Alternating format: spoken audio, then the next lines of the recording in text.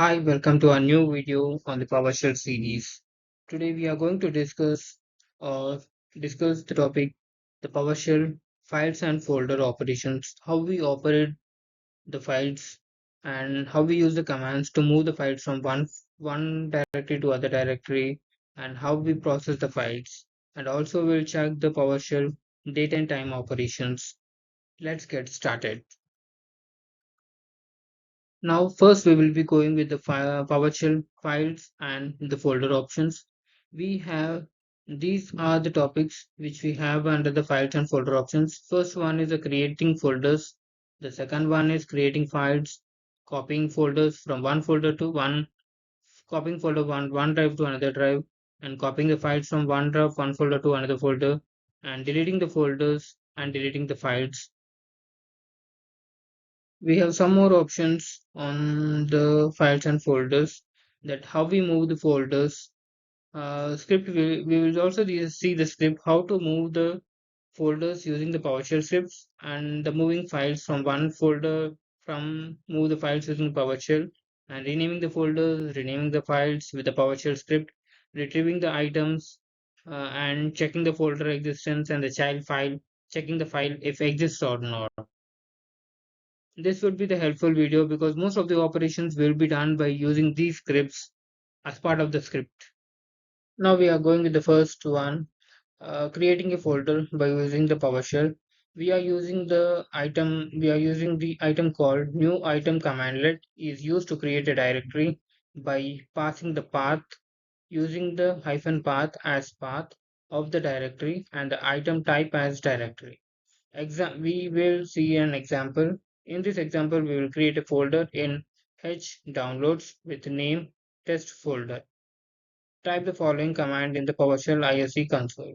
New item hyphen path H downloads test folder item type directory. Now we have executed the command in the PowerShell. Here we can see in the screen new hyphen item path H downloads test folder item type directory.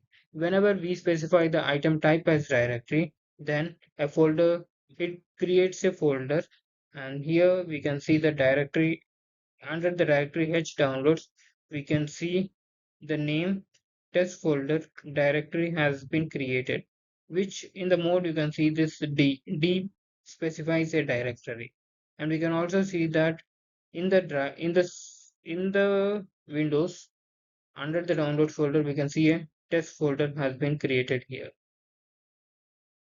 Now we are going to see how we will be creating a file by using the commandlet new item, and the new item commandlet is used to create a file by passing the path using the hyphen path as path of the file and the item type as file. Now we'll see an example. In this example, we'll create a file in H downloads test folder with the name TextFile.txt.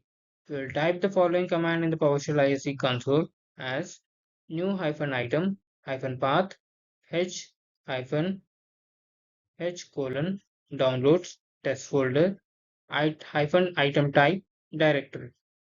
Now we have executed the command in the PowerShell by using this new item path H downloads test folder test file.txt. Item type is file. Now we can see that H under the directory H downloads test folder, the file has been created and it shows a mode as A. And we can also see in the Windows Explorer under the test folder, the test file has been created.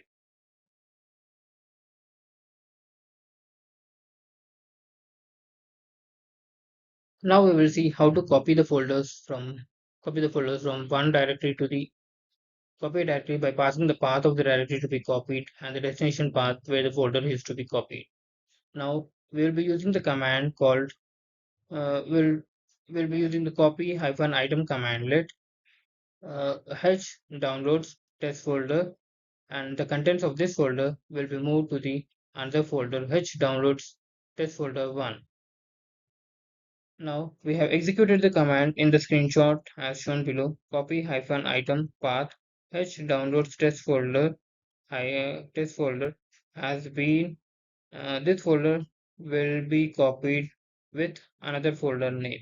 So the H downloads test folder 1 is created when we execute after this command. Now this command is executed. Now we can see the test folder 1 has been created with another name, test folder. It has been copied and created with another folder name.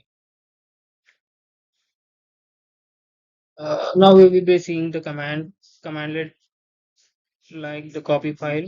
The copy item commandlet is used to copy a file by passing the path of the file to be copied and destination path where the file is to be copied.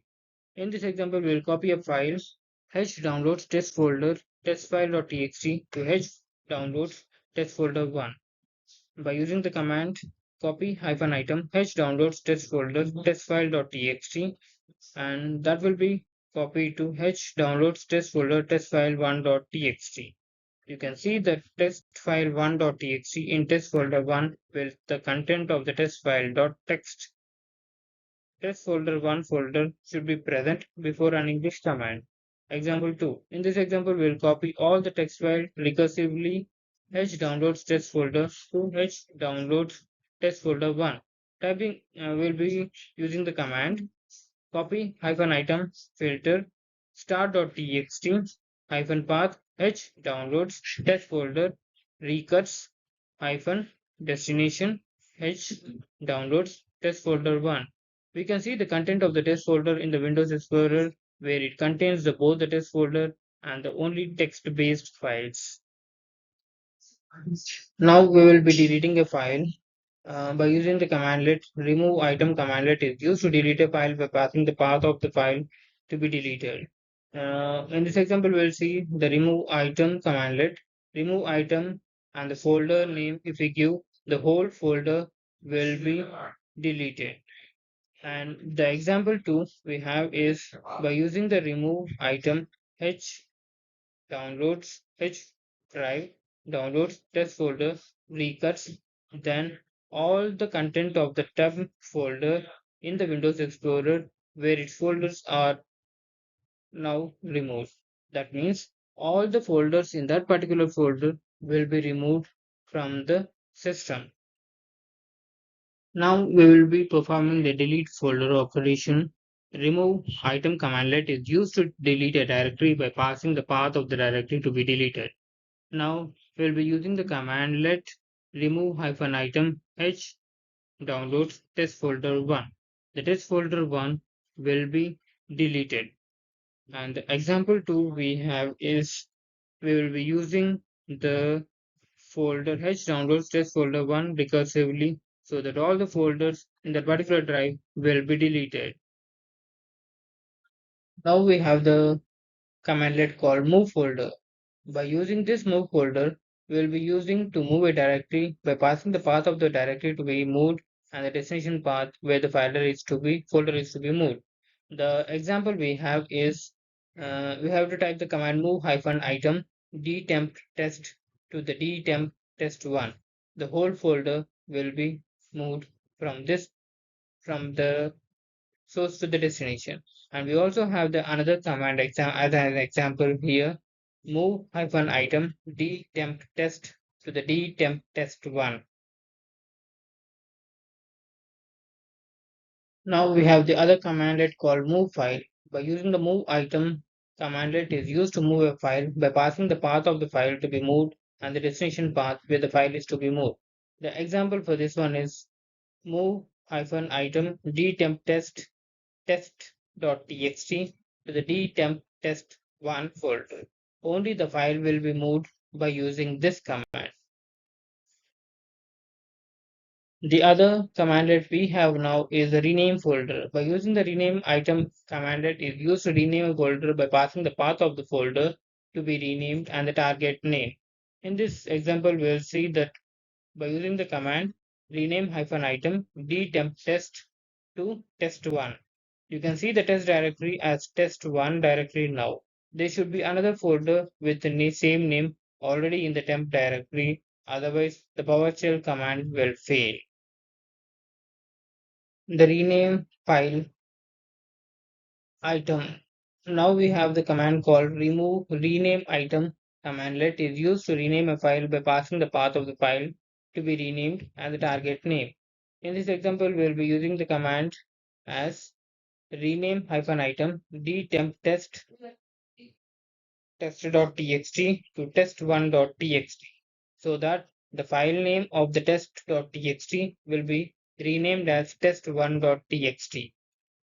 Now we will see how to retrieve the data from the PowerShell by using the commandlets. By using the commandlet that is the get content.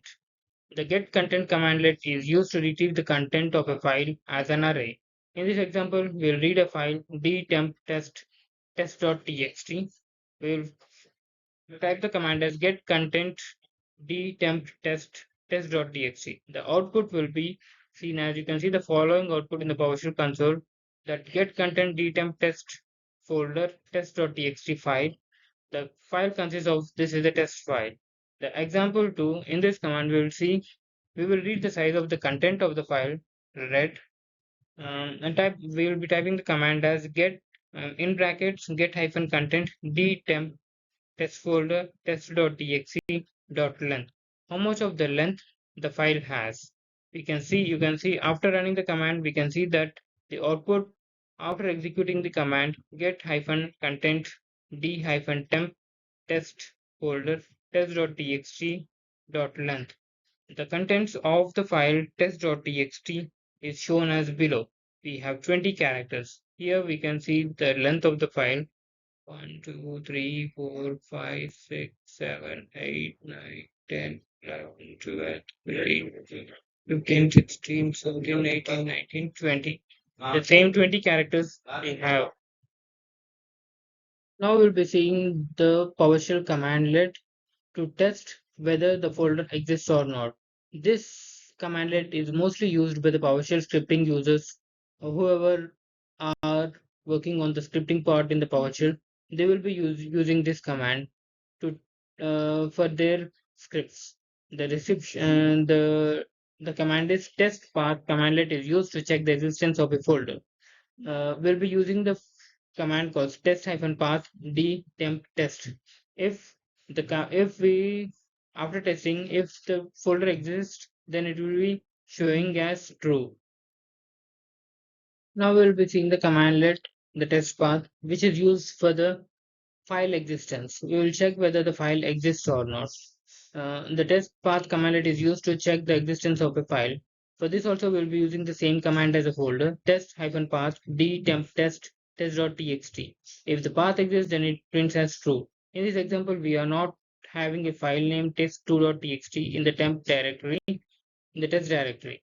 We will type the command called test-path dtemp test2.txt, and the output will be as you can see the following output in the PowerShell console as false. As the file does not exist, then it prints the message as false. Now in the PowerShell, we will be seeing the date and time operations. And the first one is get system date, which shows the system date by using the PowerShell script. Now we'll be setting the system date by using the PowerShell. Now get system time by using the PowerShell scripts and set system find by using the PowerShell scripts. The setDate commandlet is used to set the system date. Now we'll see the getDate commandlet will be used to get the date from the system. And when we execute this command, we will be seeing the current date on the system. And we will also be able to set the date by using the set-date get date dot add days. We can add to it and we can make it change to 1 day. By using we have added here 1 so that it makes the date as we will be adding to it the present dates plus 1. Then it will be like 6th 2018. This is what the example is. Now we'll be using the set system date set-date command. It is used to set the system date. Now revert back to by using the subtract added day to the current date. We will type the following command as set-date dates in brackets get-date dot add days brackets in brackets -1. That means the present date, whatever the system has, will be subtracted by -1. Then the output would be like May 5th, 2018. That is the today's date. We will get date commandlet is used to get the system date. In this example, we'll see the get-date output. You can see the following output in the PowerShell. Get date is this one. Wednesday, April 2018. Now, in this example, we'll be using the display hint to print only date. We'll be displaying the command, executing the command as get-date display hint date. Output, will be seeing output as Wednesday, April 4, 2018. Here in this command, we'll be seeing only the date. The time, hours, and the minutes will not be displayed by using this command. Now we'll see the get system time. For this, we'll be using the same get date command that is used to get the system date and time. Now we'll be using the get-date we'll execute the same command which shows the information, the date, and the time. Now we'll execute the command as get-date display hint time. Now it shows only the time of that particular day at that particular time of the moment. Here we can see that after executing the get-date display hint date, which shows as 5:26:36 p.m. Now we will be using the set date command that is used to set the system time. In this example, we will be using the get date to get the current date. We'll be using the following command as get-date display hint time. This will show only the time. Now we have the another example. In this, we'll be adding 60 minutes to the existing date and we'll type the following command in the PowerShell as we are adding a variable called $time to add is equal to new time span -minutes -60. Then set -date adjust $time to add. Once we execute the command, the output will be seen as Saturday, May 5th, 2018, 11/5/16. Here we were seeing that 20:10:04:18. Now that has been increased by 60 minutes. Now we are using the set date command that is used to set the system time as we have added the time by 60 minutes to the present time. Now we are going to subtract the same time with the help of the commands. Now we will be reverting back to the current date and time. Now for that we will be executing the command as we are taking a variable $time to add is equal to new times time span -minutes -60. Now we will be setting the date set -date adjust $time to add.